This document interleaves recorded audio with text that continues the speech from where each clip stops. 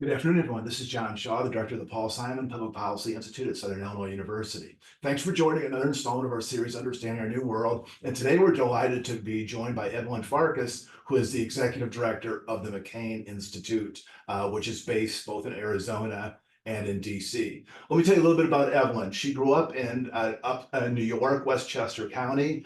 She did her undergraduate studies at Franklin and Marshall College, and then did graduate work at the Fletcher School of Law and Diplomacy at Tufts University. She's had a wonderful 3-decade or so career in national security issues, including work on the Senate Armed Services Committee. She was the executive director of an important commission that looked at weapons of mass destruction. She was a senior advisor to the Supreme Allied Commander in Europe, and also was Deputy Assistant Secretary of Defense in the Obama administration, worked on issues related to Ukraine and Russia and conventional weapons. She's worked for several think tanks, the George Marshall Foundation, and then also the Atlantic Council. And for the last couple of years, she has been the executive director of the McCain Institute, which is doing some really important work. So Evelyn, good afternoon. Thanks for joining us. Well, thank you for having me, John, and thank you to the Institute. It's an honor to be here today. Great, thank you. Well, Evelyn, I kind of alighted quickly over, I said you grew up in Westchester County, New York, but I mean, your story is much more interesting. I mean, your folks came to the US from Hungary. They were part of the Hungarian Uprising in 1956, came to the country. You grew up, I think your first language was Hungarian. Talk about just growing up, in upstate New York or New York, given the really interesting and kind of dramatic circumstances of your folks' early life. Yeah, so for those who don't know the history of kind of Eastern Europe and Hungary, there was a revolution in Hungary in 1956 when the Hungarians, were living under communism and very much under the thumb of the Soviet Union. They rose up. They decided they wanted democracy. And so for about several weeks, it looked like maybe they would have democracy, but ultimately the revolution failed. And so about 250,000 Hungarians fled the country, and many of them ended up in the United States, including my parents. My father was old enough to have actually sort of participated in the revolution. He was at the Hungarian radio when the revolutionaries took it over from the communist government. My mother was a lot younger, so she was only about 16 years old. She was not a participant. They both fled separately. They only met later. Across the border, so on foot from Hungary to Austria, they came to the United States. They met and settled, as you mentioned, first in New York City, and then they moved out to the suburbs. My dad was a library director in Briarcliff Manor, which is a small town in Westchester. My mom was first a stay-at-home mom, and then she had trained to be a pharmacist, so she became a hospital pharmacist eventually. Once my brother and I were in school, and then my sisters became latchkey kids along with us. So the generational shifts happened. We were fully American, but I did only learn English when I went to kindergarten because I was the oldest child and my parents spoke Hungarian with one another. What I learned really from my parents was, of course, that at any moment, the whole world that you take for granted can be taken from you and your circumstances could change radically. They also, taught us about European history. They taught us about the world wars. They taught us about the Holocaust and about Stalin and the gulags. And so we were very aware that there's good and there's evil. And when we went back we couldn't afford to go back very often to Hungary as I was growing up, but I went back as a child and then later as a young adult to Hungary and spent summers living under communism. So I actually grew up knowing the difference between democracy and autocracy up close and personal. And I'll just tell one quick anecdote, John.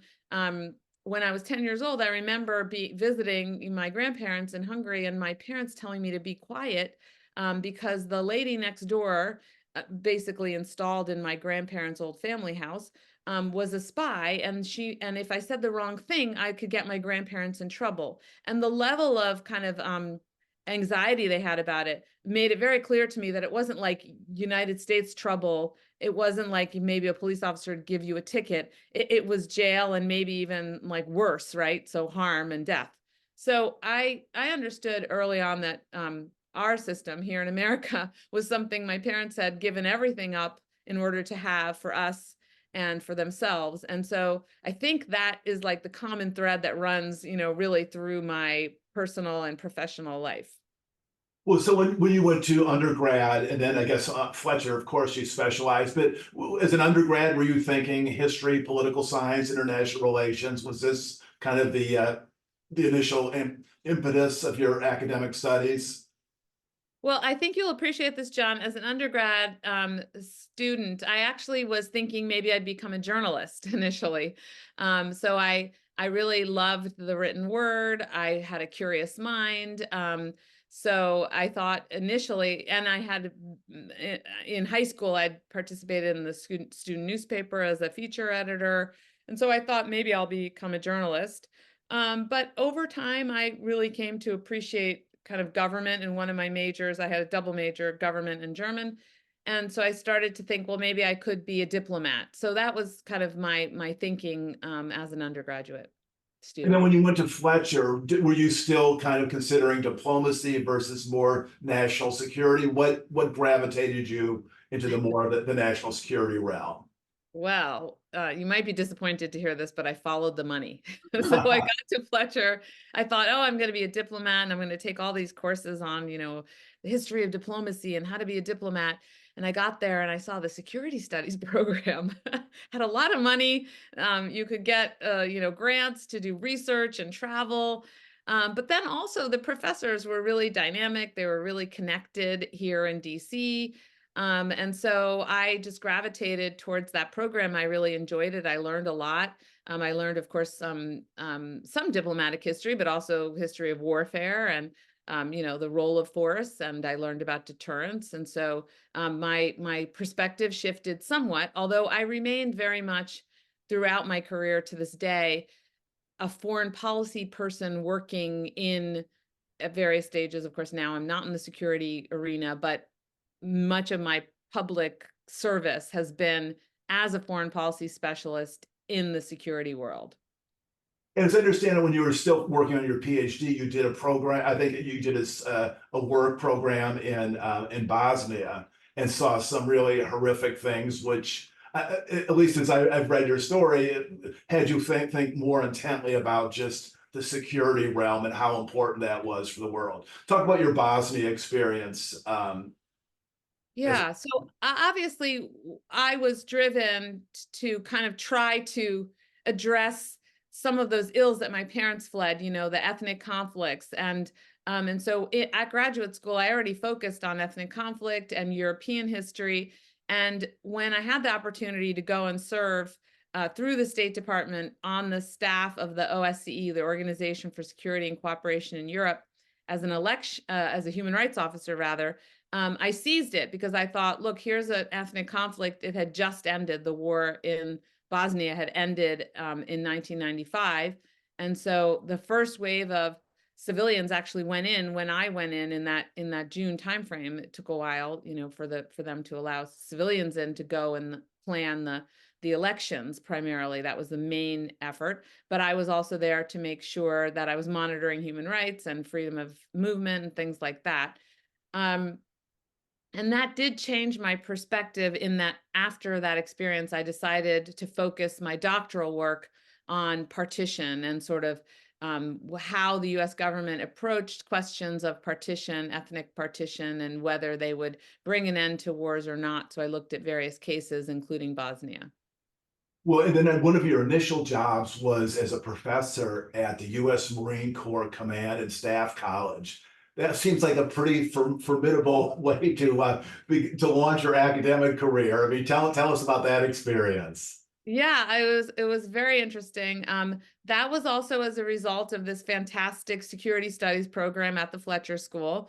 I recommend it to all the undergrads who haven't picked a grad school and want to get out of Illinois just for change, or Indiana rather. So I would say that the Fletcher School and the professors there, they had a lot of connections with the military community. So they said, "Oh, the Command and Staff College is looking to hire women." And that this was really kind of a I don't know what term to use, but affirmative action in the sense that they had never hired women before 1996. And so my professor said, "Why don't you apply?" I was interesting to them because of my experience in Bosnia, because of my focus on ethnic conflict, because I'd worked in the field with the military.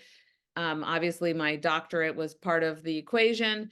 And when I got there, the clincher was that I knew what a Marine Air Ground Task Force was. So, and then I like to say I wasn't the token female because they hired two of us at one time, which actually is a good thing to do when you are kind of assimilating a new group of people, whatever the category is. Don't just put one in there, right? And it ended up being, I tell people all the time, like, it doesn't matter how you get in the door necessarily. It's sort of what you do once you get in the door.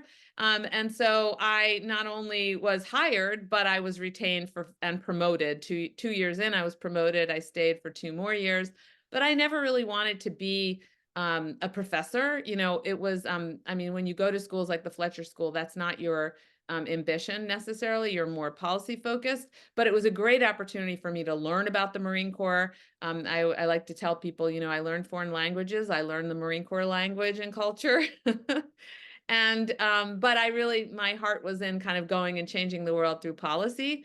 And so after a certain, as I mentioned, I was there 4 years, probably into the third year, I started to kind of look around for policy opportunities. Well, and then you ended up on the Senate Armed Services Committee working for someone who is not well known, but unfortunately not, Carl Levin, who was one of the quiet superstars of Congress for several decades. He was this amazingly smart, principled, honorable guy. Tell us about working for Senator Levin. Yeah, I mean, Carl Levin, he was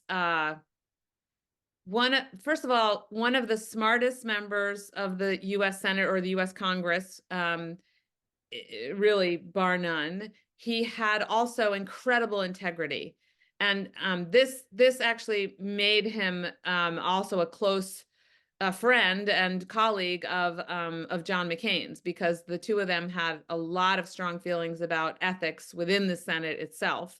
Not to mention, of course, doing the right thing internationally and otherwise. So the reality was that he was somebody that I always felt really good working for.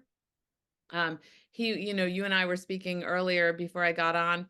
He was a fighter in a different way. He came through. He was a lawyer. He was a prosecutor. He then served in the House, and he had this way of interrogating the witnesses, especially when he was critical of the witnesses. That kind of bore down, through his questioning until they were kind of defeated. And but he was a very fair man, and he didn't raise his voice at his staff, and he was patient with us. One of my favorite stories about Carl Levin was when I came in. I was responsible for Asia Pacific, Latin America, combating human trafficking, combating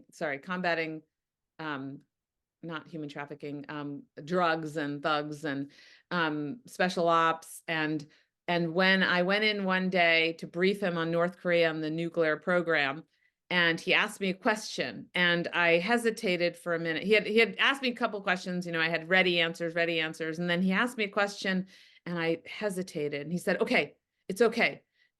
Don't just come back and tell me," because he understood so well how a staffer wants to please their boss and wants to tell the boss the answer, but it was really important to him to protect me from that, and also himself, so that he would get the accurate information from me. So I never forgot that. The other thing was when he would go on TV to talk about North Korea or something like that, he would always say, "Okay, don't tell me the classified stuff, just don't remind me of that right now." So he had just very clever and ethical ways of behaving on a daily basis. And when I want to read a couple sentences that John McCain said about Carl Levin, and the context was Senator Levin was leaving the Senate in 2014, and there was an afternoon of tributes. And I want to read a couple sentences because I think it reveals a lot about both Carl Levin and John McCain.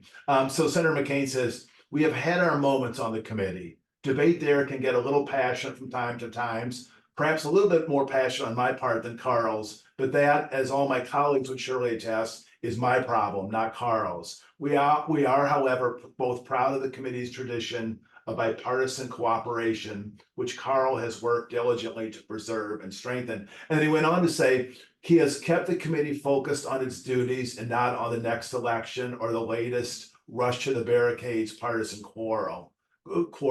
He does so in a calm, measured, patient, and thoughtful manner. He seems, in fact, to be calmer and more patient the more heated our disagreements are.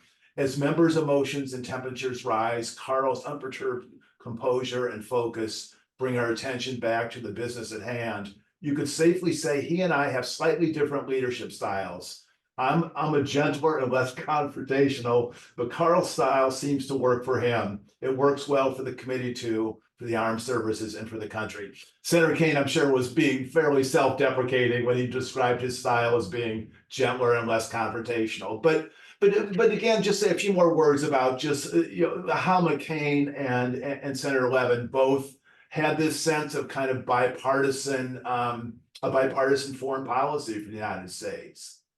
Yeah, I mean, first of all, they both understood that, foreign policy is something that is bipartisan as soon as you leave the United States, which unfortunately is something that seems to have been lost now in recent years, and hopefully we can reinstate that. They understood that they were a team. They were representing the United States together. They often traveled together. When I was there from 2001 to 2008, it was during the Bush administration. So Senator McCain worked for the majority party, and Senator McCain was, or the party that held the White House. Senator McCain, because the Senate switched back and forth. But Senator McCain was an advocate, a supporter of the Iraq War, whereas Senator Levin was not. Senator McCain argued with the Bush administration about their execution of the war. And so in that sense, he was a principled, I would almost say nonpartisan, because he was countering his own administration in the way that he felt was right for the American people and for the troops on the ground. Senator Levin, on the other hand, we opposed the Iraq War, and Senator Levin had a separate piece of legislation that was a competitor with the legislation that gave the authorization for the Iraq War. His legislation would have at least delayed the process. He called for providing the highest classified information from the CIA regarding the sites where we thought nuclear weapons were being held to the UN inspectors. The idea being that if we provided the right information to the UN inspectors, maybe they could go in and seize the material, and then we wouldn't have to go to war.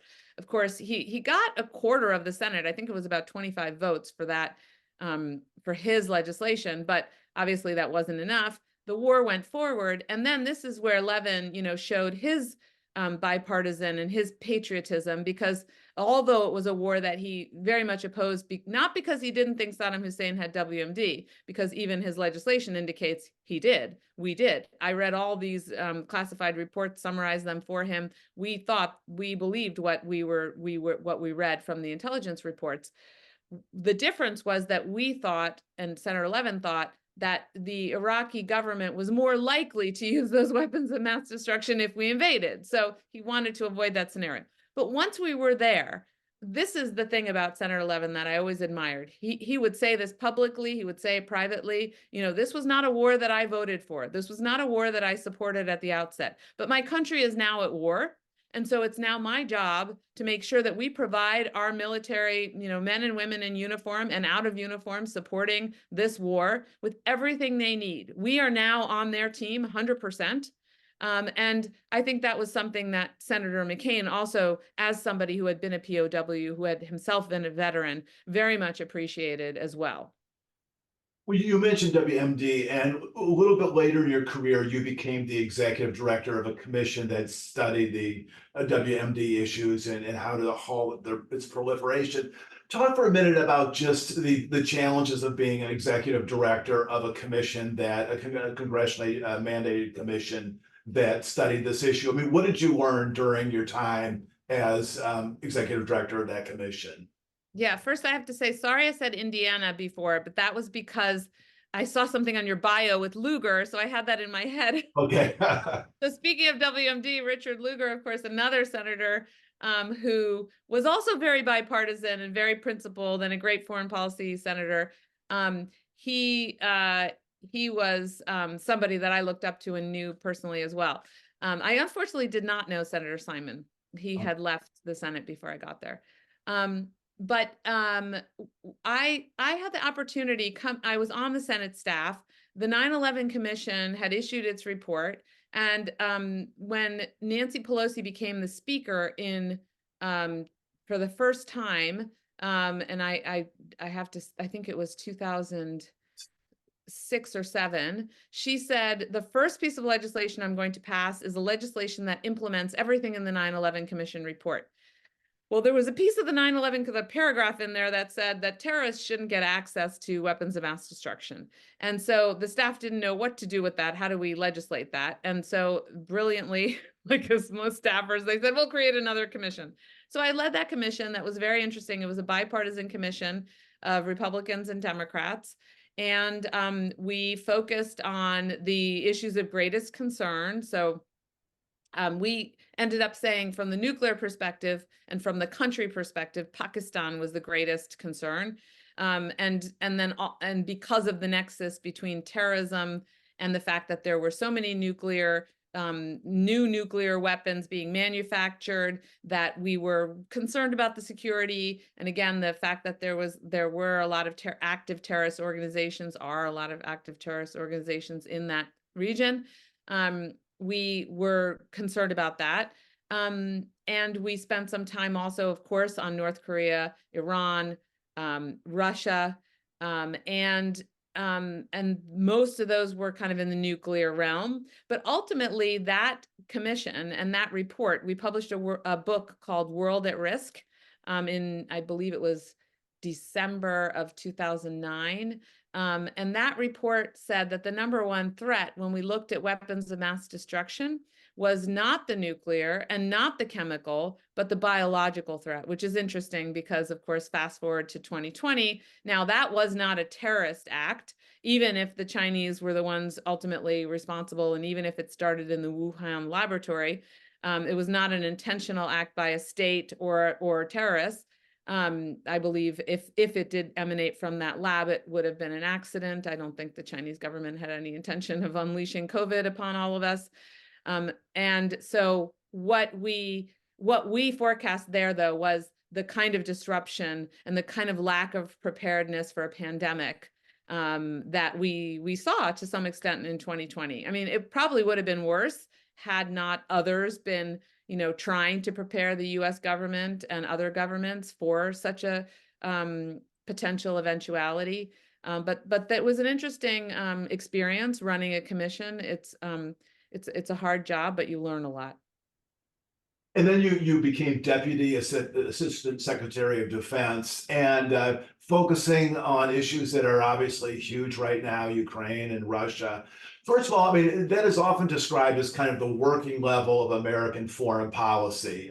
Talk about the position itself as the Deputy Assistant Secretary, and then also about your portfolio, particularly as it pertains to Russia and Ukraine. I'm sure you spent a lot of time thinking about Vladimir Putin in that job. Yeah, so Deputy Assistant Secretary level in the Pentagon, it's the lowest level political appointee usually, with authority to negotiate internationally. But it's still the expert level. So unlike when you go up the next rung to assistant secretary, once you get to assistant secretary, it's hard for the assistant secretary, given the span of issues in the Pentagon, at least, to be the expert. It's not necessarily the case at the State Department, where they have more assistant secretaries, but In the Pentagon, there are really two regional assistant secretaries, and so that was something where they gave a lot of power to the deputy assistant secretary level. And in my case, I was in the second term of the Obama administration, and we had some leadership gaps.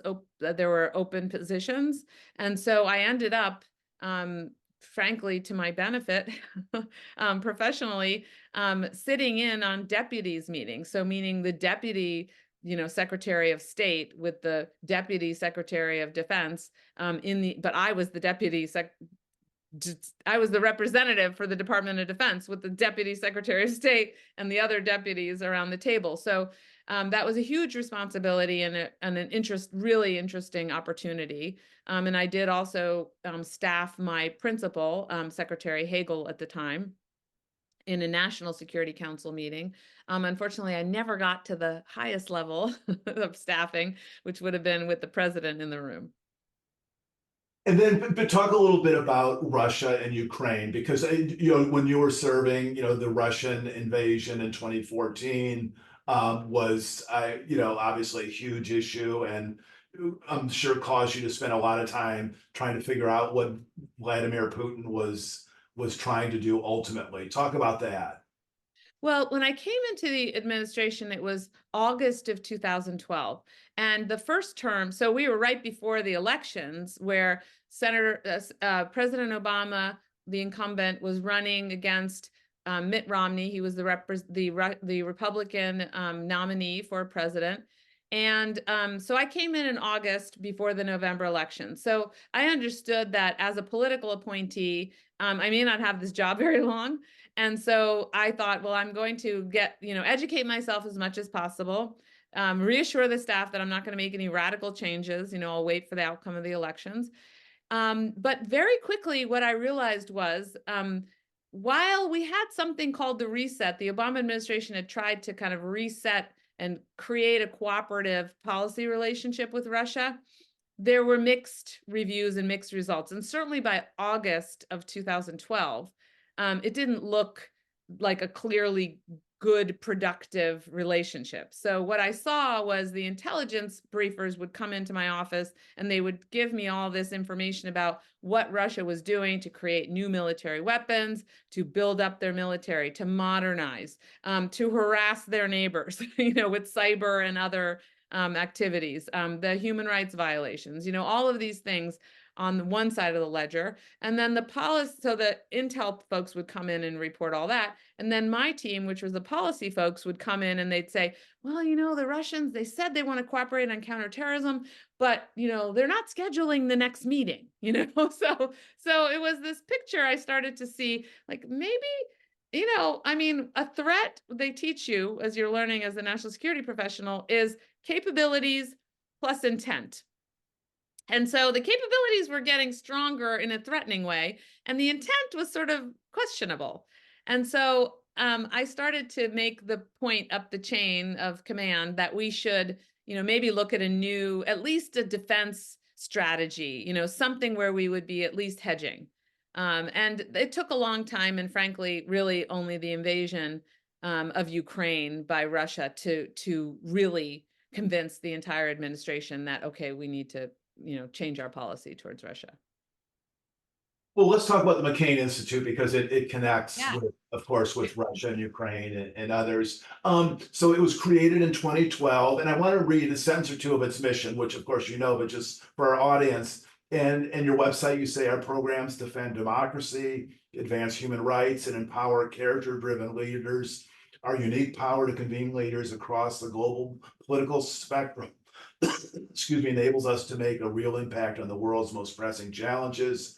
Our goal is action, not talk. And like Senator McCain, we are fighting to create a free, safe, and just world for all. So why don't we just kind of unpack just the broad mission? When the people at the McCain Institute go to work every day, what are you thinking about? What are you focused on? You're focused on frontline democracies, first and foremost, Ukraine. As you know, I just came back from Ukraine last week. Senator McCain, went to the Maidan, to the square after the Revolution of Dignity, when the Ukrainians said, we don't want to be allied with Russia, anymore. We want to join the European Union. We want to join NATO. And this was in 2014. So we work every day to support democracies like that. I would include in here Georgia, Taiwan. We work to support political dissidents. So Vladimir Kara-Murza is in an Arctic prison in Russia. He was a friend and a pallbearer at Senator McCain's funeral. And so we're working hard on his behalf and on behalf of others, Americans being wrongfully detained in Russia.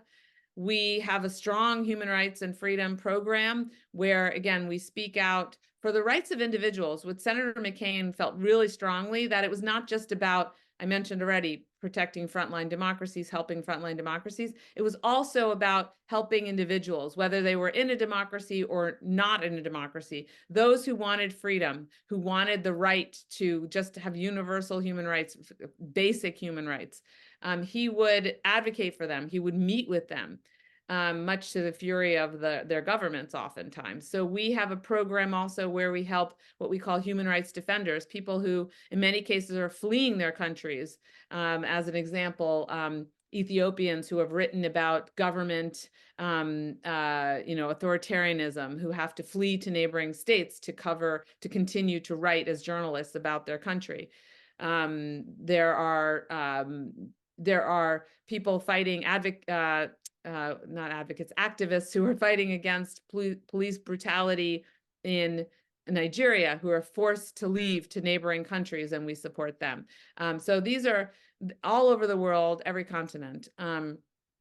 That is kind of the shortest way to describe our democracy work, but there's a lot of work we do with the private sector to support Ukraine, or with looking at human trafficking inside of corporate operations or supply chains, in the agricultural sector, because of course there's a lot of modern slavery. So we work on a lot of issues with mostly international focus, but some of them also have domestic. And since 2018, we have unfortunately made a decision to also focus on our democracy in the United States. We lead roundtables, and we bring people like Liz Cheney to Arizona, where she famously told all the Republicans to vote for Democrats about a year and a half ago. It's a wide variety of things, but it's always focused on defending, bolstering democracy here and around the world. Well, in a letter to your supporters, it's on your website, you talk about just the world landscape, and you say, we begin 2024 with a sense of urgency as global elections, geostrategic turmoil, threats to human rights, hunger, and instability loom. And then you said, here are the specific areas of focus for the McCain Institute in 2024. And the first one you mentioned is advance American leadership in democracy and human rights. I mean, those were, just develop that a little further. You made reference to it, but talk a little. So we have three areas: the democracy, human rights, and leadership, but they obviously converge all the time. And so one of the ways they converge, we have something called the McCain Global Leaders Program, where from all continents around the world, we select, and we're in the process right now of selecting leaders for the next cohort. And they essentially learn what it is to be a character-driven leader. So somebody who makes decisions based on their values. And this will be the second year or the third year maybe, where we're focused on democracy as the underlying kind of theme for the group. And then I mentioned already the support that we give to human rights defenders. Most of them are advocating for freedom, for democracy. If not democracy, then just for individual rights. So we believe that all of the work that we do is working towards the values, the core things that Senator McCain felt most strongly about. And frankly, it has, of course, a lot to do with his family and his service, and probably was really forged in his POW experience, right? The 5+ years that he served as a prisoner of war in Vietnam after being shot down by the Vietnamese really made him a much stronger advocate for, I mean, he writes in his memoirs, he really fell in love with his country then. Even though he had been in uniform, he had generations of his father, his grandfather had also served in the Navy, but he felt so strong, and I think his great-grandfather, I think, in the Army, he hadn't felt as strongly until he realized what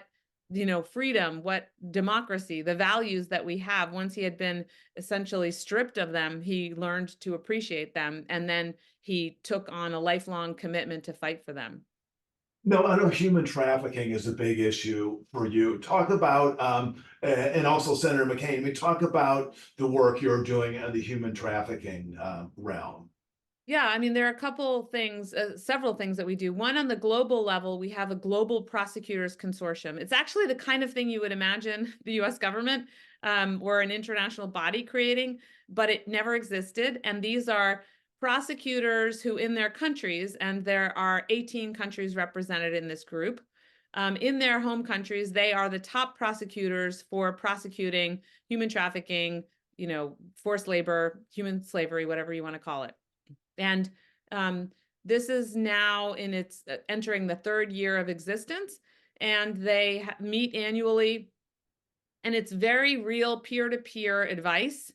We found it's very interesting because apparently there's a sex trafficking nexus between Nigeria and Italy. Well, we have the top prosecutors for both countries when it comes to human trafficking in this consortium, so they can exchange information and work together informally.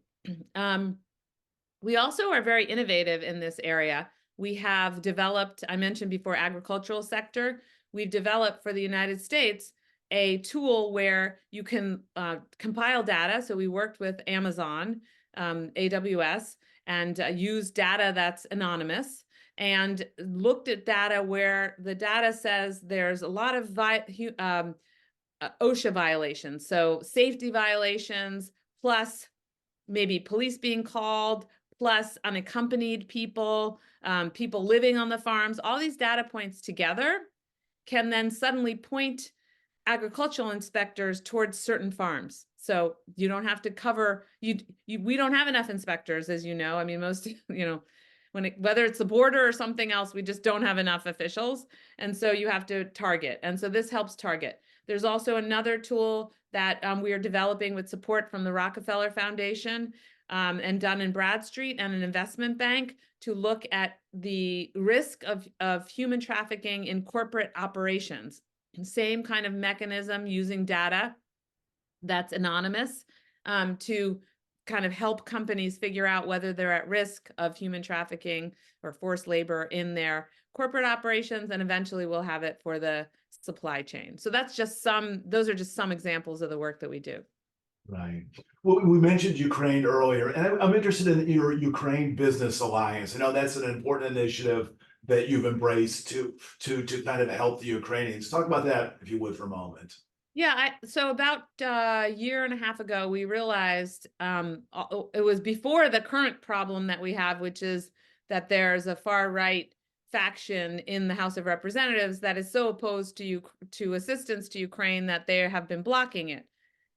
About a year and a half ago, we already felt that maybe it was becoming partisan. Support for Ukraine was under attack on the Republican side of the aisle. And we thought, well, we want to shore up our supporters, and we want to give members of Congress the assurance that what they're doing is the right thing. And we want to give the private sector, we became aware that the private sector was behaving in an incredibly patriotic fashion, which was new, frankly, in this context of the Russian aggression against Ukraine. You had companies, Microsoft, AWS, providing free web services and taking the Ukrainian government to the cloud when their computer infrastructure was under attack by the Russians. We had Palantir, which is a defense intelligence security company, also providing Ukraine with everything from overhead imagery and intelligence to help them with human rights prosecutions to fighting the war. We realized all these companies, these defense tech and tech companies, as I mentioned, were basically providing this assistance for free, and it was under the radar. And SpaceX was another one, which became not under the radar, but nevertheless, they were providing also patriotic function. And so we wanted to also provide applause for them, so provide them with some kind of political cover, but also highlight what they were doing so that the members of Congress could feel that they were in good company. So it was sort of like we were supporting public-private partnership, our private sector, corporate private sector supporting our government, and we, the nonprofit private sector, McCain Institute, providing kind of the umbrella organization where they could meet, they could exchange information. We brought the group to Ukraine. We're planning on bringing them to Ukraine again. This group has met with Penny Pritzker. They've met with Scott Nathan, the head of the International Lending Organization, the new kind of Exim Bank, new version of the Exim Bank. We've had senior NSC, State Defense Department officials around the table with these leaders. And the whole idea is to, again, exchange information about how each side, business and government, can do better and work better together, but also ultimately to bolster support for Ukraine. Well, you have an essay in The Hill, which ran yesterday, and around read the first sentence or two, you say, Ukraine is winning. The only factor that would change this reality would be the US and Europe if US and Europe stopped providing assistance. Talk about, I mean, I know you're speaking about this, but, for Americans watching, accounts of the war, I mean, we do get the sense that Ukraine has stalled out. They become dispirited. The Russians are poised for a spring offensive. Having been there, I mean, how do you read the reality on the ground about the state of the war? So the state of the war obviously is right now not at a high point when it comes to either side, really. I mean, I think it's on the ground, it sort of is stalemated, as the former Ukrainian Minister of Defense said. There's not a lot of movement. The Russians have made some advances because the Ukrainians, because of us, because of our failure to, for now 6 months, approve new assistance through our US Congress, they have been now rationing ammunition, which means they are probably also taking a higher risk in terms of people dying. They have lost a couple of towns. None of these are strategic losses, though. Where the Ukrainians, though, have done a phenomenal job is on the maritime domain. So in the Black Sea, they have cleared out the Russian, most of the Russian ships. There are one or two that come in there at their great peril because they basically decimated about a fifth to a third of the Russian Black Sea fleet. They've chased most of the ships out of the Ukrainian waters of the Black Sea into the Russian waters. Which means Ukraine has been essentially for the last month or so, or maybe more than a month, a couple of months, been conducting normal trade, which is something on the order of potentially $6 billion going forward, which is significant for them. They're trading iron ore, steel, grain, everything, as they did pre-February 2022. So that is significant. In addition to that, the Ukrainians are bringing the fight to the rear, into the Russian areas. So they're striking. They struck recently 6 oil refineries. And that's then in total, since the full frontal invasion 2 years ago, they've taken out about 12 oil refineries, which of course does slow the Russian war machinery because they rely on this fuel for their tanks and for their military, their war effort. They also, of course, make money from the oil. So there's some potential loss of revenue, although that's often offset by a rise in oil prices. And also you have to look at which refineries, whether they're domestic or international, for export or for domestic consumption.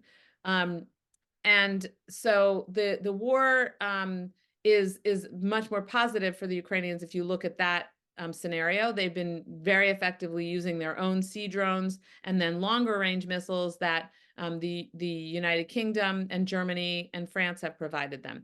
We need to follow suit and provide them also with longer range missiles. They need more air defense. When I was in Kyiv, we were being bombarded almost every night we were there.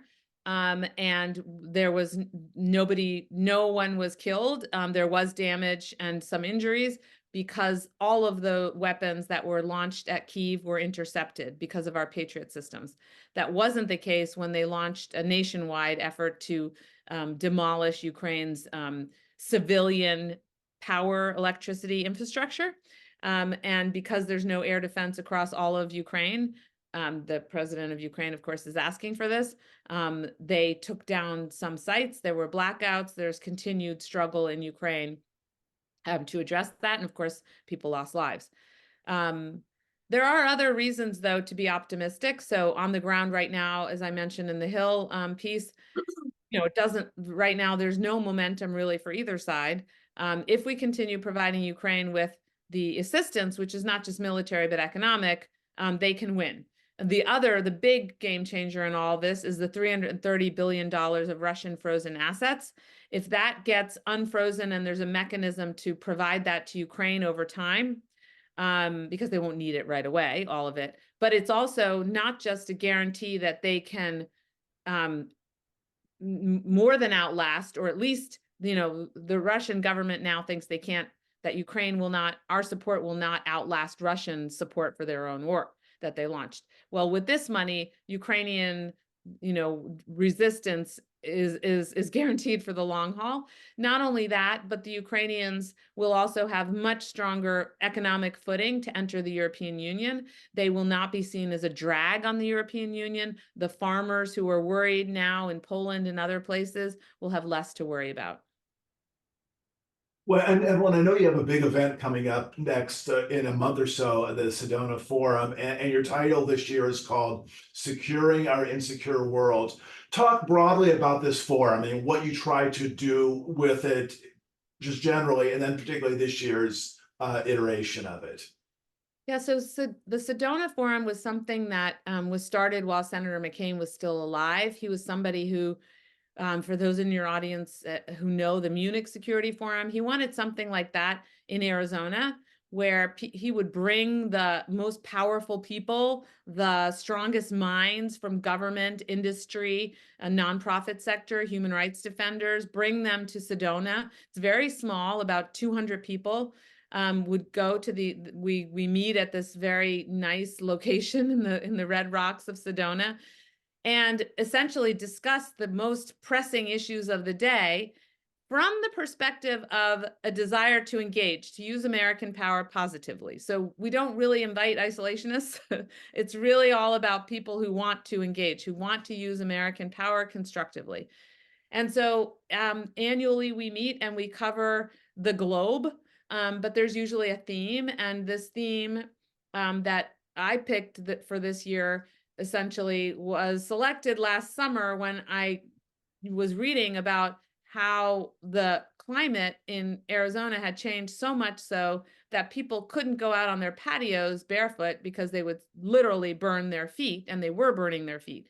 And so I thought, we are focused at the McCain Institute on the geopolitical insecurity, but our actual globe is becoming less secure for humans, and that's something that you can feel viscerally in Arizona, especially in the summer. And so I thought, well, let's think about the interconnection between these two things. The climate crisis is going to make all of our geostrategic issues also even more urgent. We're going to have more refugee flows, more conflict over resources.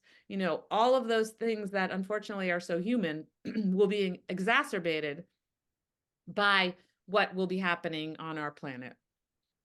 I have to ask you about an event you had last summer with the Kennedy Institute at the Kennedy compound. And I think you brought together 10 former senators, 5 from each party, to sit down and discuss the state of our democracy. Tell us about that event and what sort of initiatives will spring forward from it.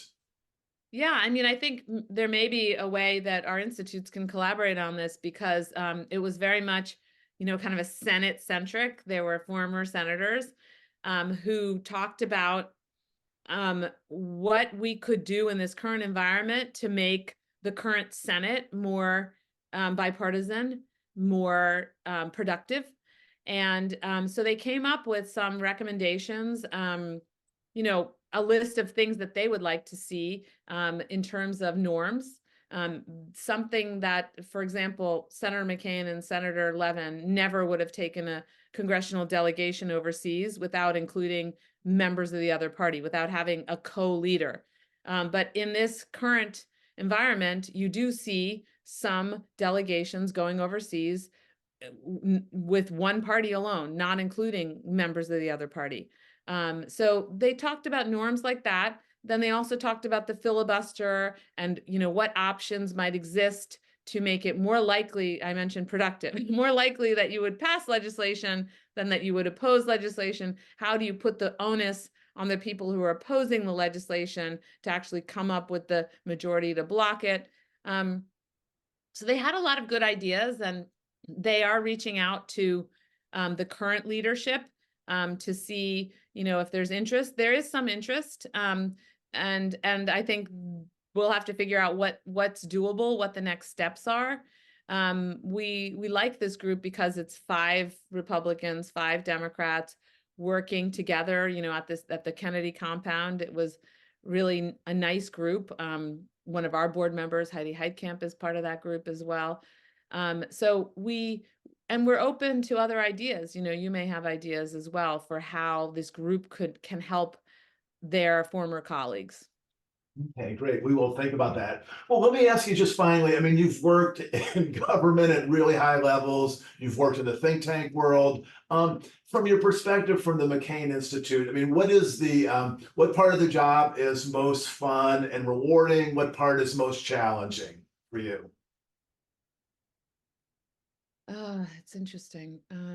Well, I mean, I think the most rewarding part of this job is the ability to reach different audiences and to work in a bipartisan fashion.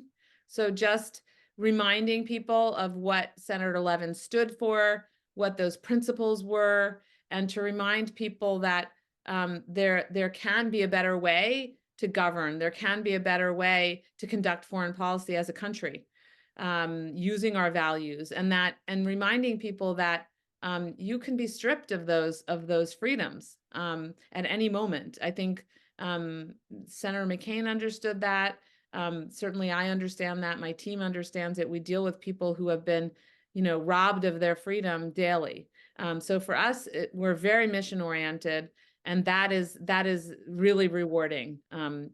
Undoubtedly, that's the best part of the job. The worst part of the job, of course, is that we didn't think we'd have to launch a domestic American democracy program. I think that's the most disappointing aspect of this job. We knew that we had to fight internationally always against the bad guys, right? And of course, Freedom House will tell you that the scenario is worse today than it was when we started the Institute in 2012.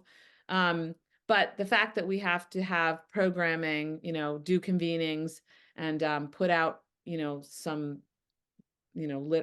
small papers and things of that nature that touch upon our own democracy is really depressing. And I'll just say, I mean, I have to think too, this Global Leaders Program has to be particularly rewarding I think you've had 110 or something like that, and to just get people launched and maybe relaunch their careers in a way that is going to have really tangible benefits going forward. Yeah, so you have really done your homework. I'm so impressed. You can come and lead the Institute now. So the global leaders, yes, they're mid-career and rising. I mean, there are people like Sunny Chung, who was a leader in the democracy movement in Hong Kong and had to flee and is actually here. He's either here or in the UK. I think he's here.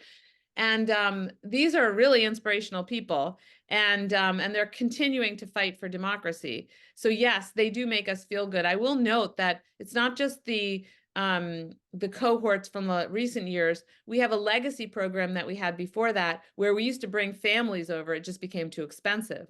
But that's also that was called the I can forget the name. It was the McCain New Leaders or National Leaders. Anyway, it was an N. And those individuals are also out there. We have a huge network of leaders globally.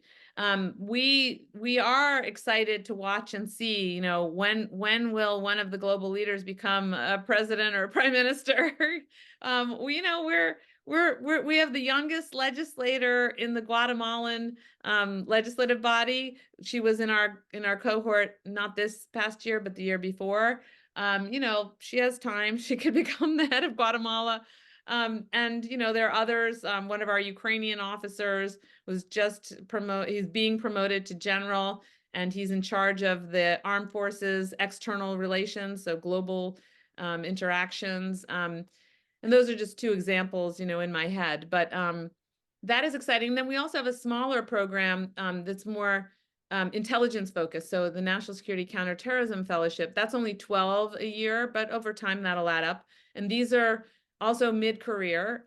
They tend to be really mid-career, not mid-career and rising. I mean, they are rising, but they're all around the same cohort, mid-career. And they're from the Five Eyes countries. So United States, Canada, Australia, New Zealand, and the United Kingdom. And they all are peers, and they all can share intelligence with one another, but also kind of best practices, things that you can't talk to. I mean, if you're in the intelligence community, you can't go and ask your spouse, how should I deal with this or that? Because it's usually classified. So that's been a really interesting and rewarding program as well. Great.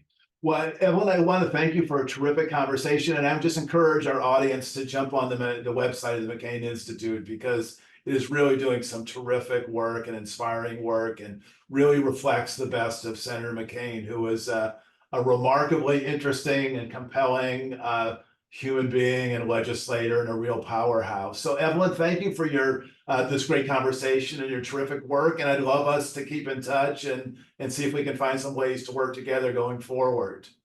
I think that would be great, John. Thank you so much for your time and for your due diligence on the McCain Institute. It's been my pleasure. Thank you. Take care. Bye-bye. Bye-bye. And thanks so much for watching this interview. We will have it on our website in the coming days. Please show it to family and friends. Thank you for supporting the Paul Simon Public Policy Institute and helping keep the legacy of Paul Simon alive and well. Thanks so much.